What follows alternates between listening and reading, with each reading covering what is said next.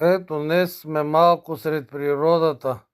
Ходихме малко за гъби, за охлюви, но няма. Но вижте каква страшна природа е, каква хубава ливада, какви откуси.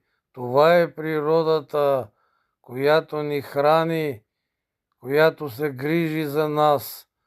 Тук е спокойствието, тук е всичко, което можем да намериме положително, което ще ни отпусне и ще сме много щастливи. Страхотно нещо, виждате какви откуси. Това е земеделието, приятели. Страхотно нещо.